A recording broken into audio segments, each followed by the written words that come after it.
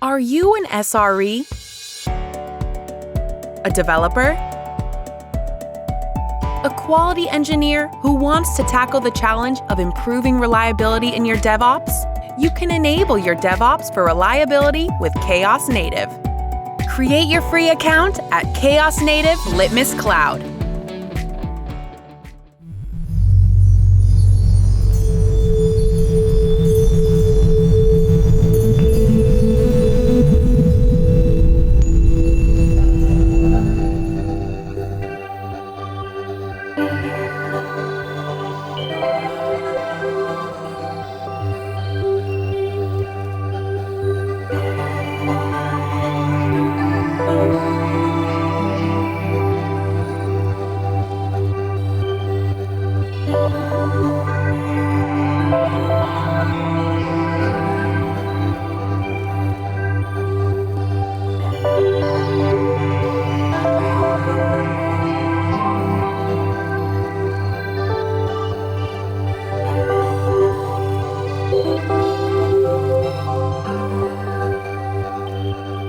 Hello everyone, my name is Alayshia Knighten and I'm an engineering team lead at Honeycomb, where I specialize in assisting customers in this sticky but quite satisfying space called observability.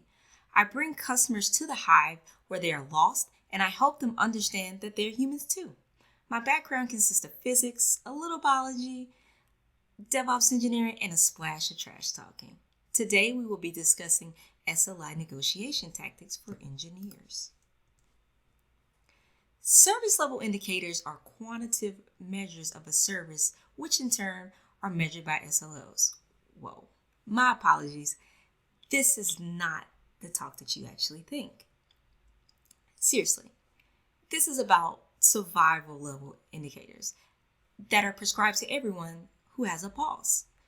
It's a mental measure to indicate, hey self, am I okay? Like real life okay. If you are a flaming dog, this is fine meme several times throughout the course of the day, then you're not okay, my friend. A person is only great as their best cup of coffee is a fact said approximately by no one. I hope at least.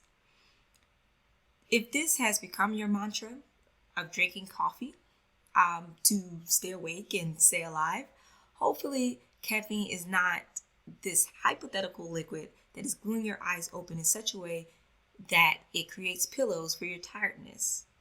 Well, those are bags, folks, and they're indicators that you need to get some rest.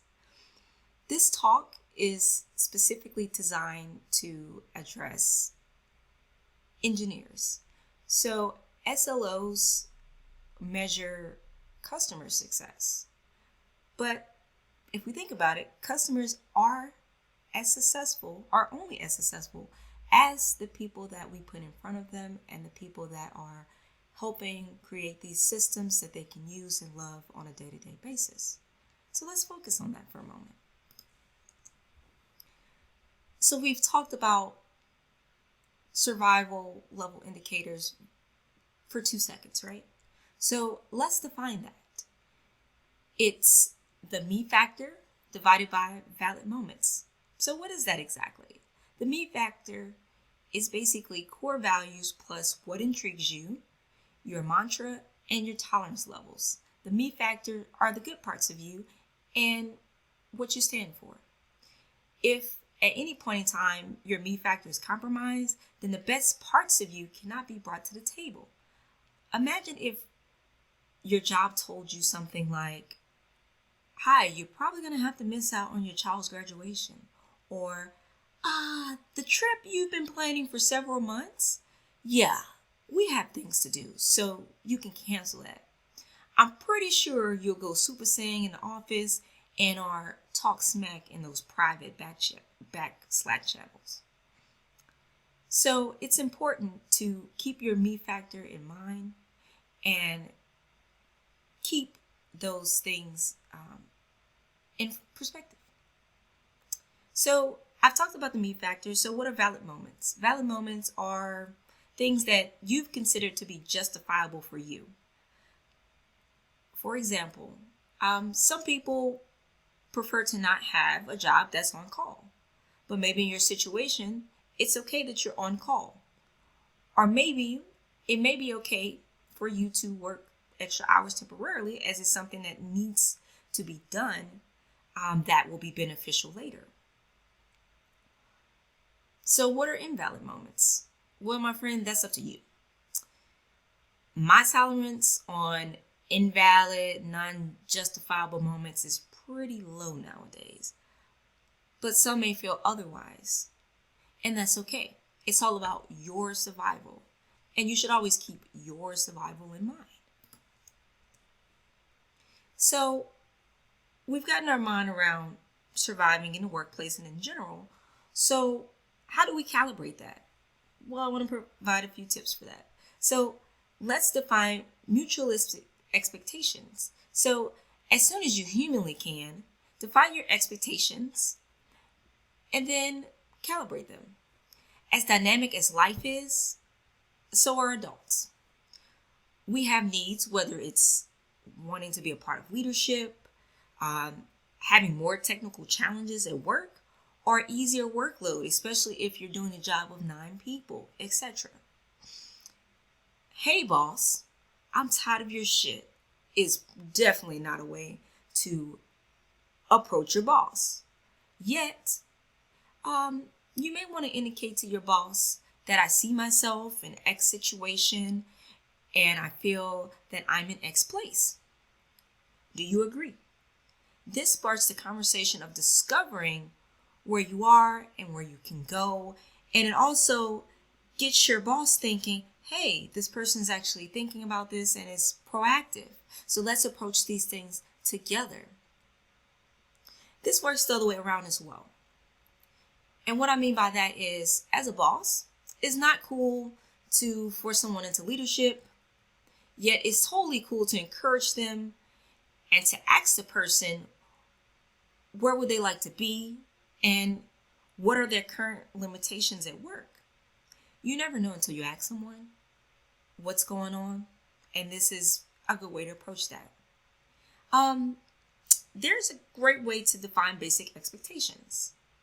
So you can do something like a read-me of yourself. To introduce yourself to people so they know how you work, what your values are, ways to reach you that's okay and plausible for you, etc. This is a way to set boundaries in a very meaningful way with people understanding who you are at a very basic level. The next thing I want to talk about is calibrating no meeting Wednesdays.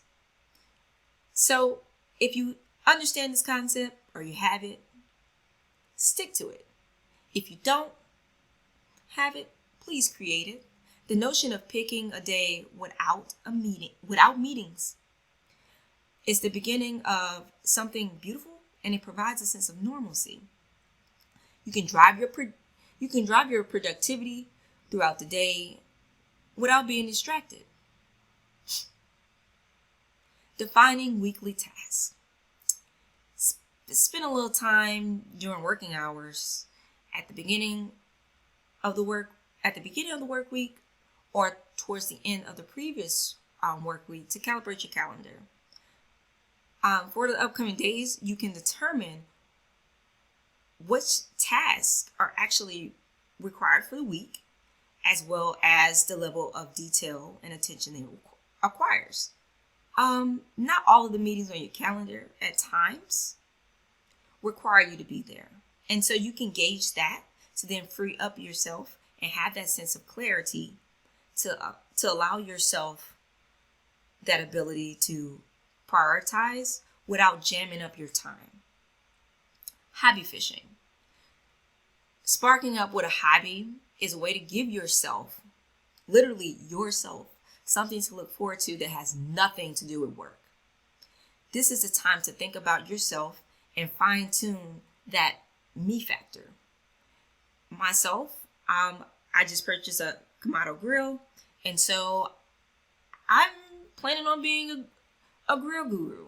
Have no idea how this is going to work, but I've done all of this research and time, and I've constructed on what I want to do. And so when I need to when I need to formulate what I want to do outside of work, this provides that foreground to do that without putting busy, meaningless tasks in front of me. This is something that I really want to do.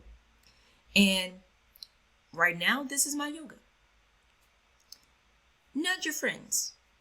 So being healthy for yourself also requires those around you to be healthy as well.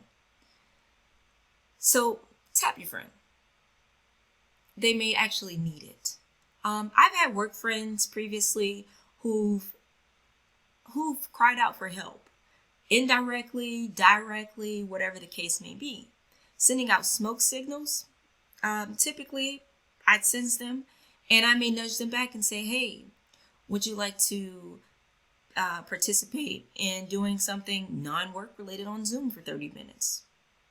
And this is simply because work has been challenging, and they may not know how to depress, or they may not know how to reach out. And this is a way, if they're your friend, this is a way to do so.